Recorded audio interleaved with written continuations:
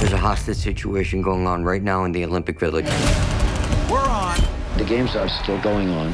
Within a few hundred yards, 9 terrified living human beings are being held prisoner.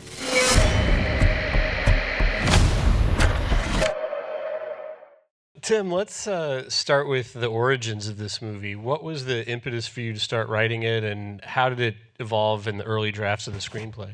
I first learned about this through a documentary that I'm sure a lot of people here know. It's called One Day in September. And then I studied in Munich. And in Munich, even after all these years, it's still very present. And then learned more and more what an important part the media played on that day. We had the contact with an eyewitness from back then, and that's Jeffrey Mason. This is the character played by John Magaro. And in this very first conversation that we had with him, when he told us about his experience, this 22-hour marathon of broadcasting, it was the initial spark that I thought, like, maybe we can tell it entirely through that perspective. I'm personally fascinated with movies that draw a certain strength from limitation in space, time, and perspective. I found this an interesting challenge. How can I tell a story set entirely in that room with, it's almost a Hitchcockian idea, right? With the monitors as the only windows to the outside world. This is for the producers, who are both named John.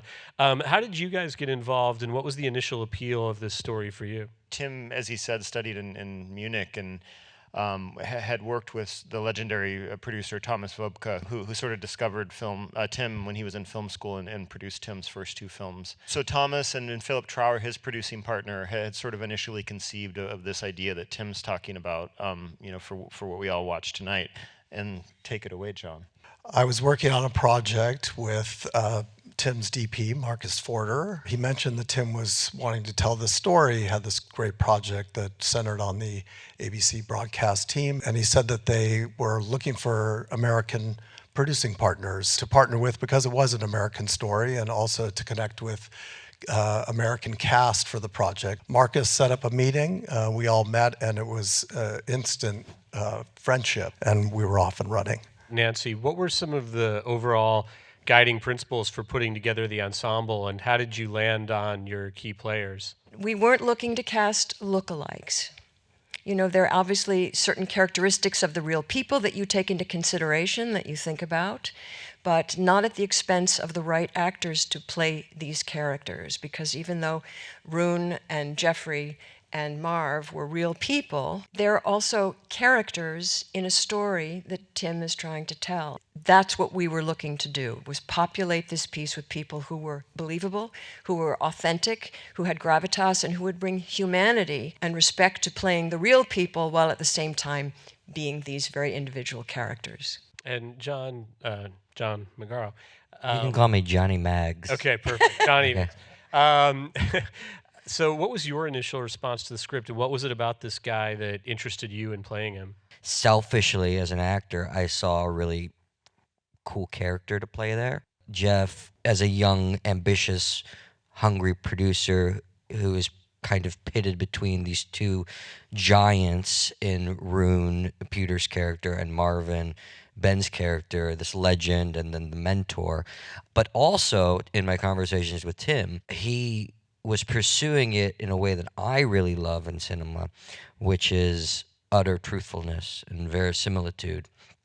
And that's kind of what that's what I love to do. And once I saw that we were going to have this kind of dynamic character in Jeff, but also be telling it in this utterly honest way, I had to be a part of it. And so the answer yes was very easy to give.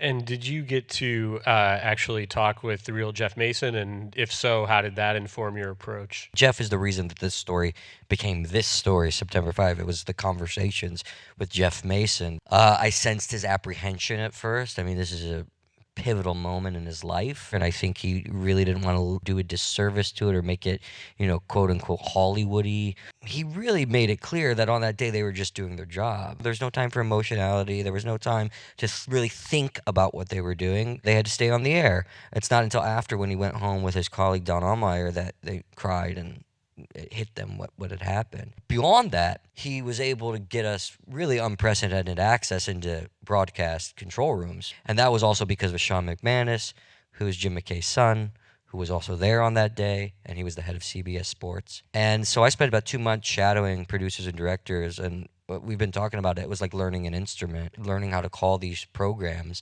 It took a lot of time and a lot of commitment to get it right. What kind of conversations did you have with your department heads, like, for example, with your DP, about how you were going to approach this material visually to try to convey that kind of immediacy and just in-the-moment excitement? This movie is a movie about people in their working environment. So everything that they're working with, all that should be as accurate as possible. But I think it goes beyond that. I think our movie is also about how technology changes the media, and in that way also changes the way how we perceive the world. On top of that, we just wanted everything, all these devices, to really work, so that it's not just standing in the background. It should actually, when John gives the direction to the monitor wall, something should we didn't want to have green screens on these walls or so, because they're all constantly reacting to that, so everything should happen in real. The idea that then the DP, Markus Förderer, and I had in how to shoot it was that we want to cover it as if we would be a documentary crew ourselves in that room, just observing these people. We wanted to embrace moments where the camera is, like, for example, panning a little bit too late, or the focus is too late, because it should have this feeling of this live character, because when you're doing live television, you also don't know what's going to happen next. But the flip side to that coin is you just generate a lot of material.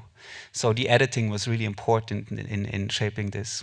And what was your sort of philosophy about how to use the archival footage and where to recreate? The hope was always that we would be able to use, all the original archival footage. We did sort of draw a hard line in the sand. So anybody who lost their lives that day, we recreated their image. We didn't know that we were going to have the rights to that footage until 2-3 weeks before we started filming, and so we had sort of parallel tracks planned. We had scheduled and budgeted to recreate everything that you see, and then right before we started rolling, we were able to know that we could, as Tim said, play back in real time all that footage on set, and know that we could have the rights to it. Creatively, I mean, you can talk to it too, John. I think having the real Jim McKay there speaking back to you as an actor is an extraordinary opportunity. I mean, it's extraordinary. It's also challenging because he's so real and he's so loved and he has such truthful emotion and is really going through it. So I think we all felt a real pressure to rise to that level of authenticity. And the challenge for casting was that because we did not know whether or not we were going to have access to Jim McKay, was that I was backing us up with a couple of American actors who were kind enough to remain on hold in the event that they had to get on a plane and join you to play Jim McKay. So we were so lucky that we got the footage, because I don't know how you replicate the emotion and the humanity. Yeah, I don't think it works that. with You that. can't, I mean, we got it doesn't really work. I lucky. agree with you. And again, that's Jeff Mason and Sean McManus, because of their reverence in the sports broadcast world, that people were willing to open this up for us. One day we were at CBS Sports, and I walked into this hallway and I thought, oh, this is Sean McManus, this is the son of Jim McKay. And I walked up to him and said, I'm a filmmaker from Europe, I have a project, your father plays an important role, can we please talk? And he was kind enough to do that, and then gave us his blessing also. And there was just a few weeks ago that I had a screening where he saw it, Sean McManus, in New York with his son in the theater. And it was just really touching, because when it was over, he turned to his son and said, wow, your grandfather. And he's really proud of the movie, and that meant a lot to me. Just from a production standpoint, were there any other big logistical challenges that we haven't talked about, aside from the whole archival footage thing? We filmed in the Olympic Village. As Tim said, it is as it is. So we recreated that Mark Spitz swim footage in the pool that Mark Spitz swam in, because it's all pretty much the same.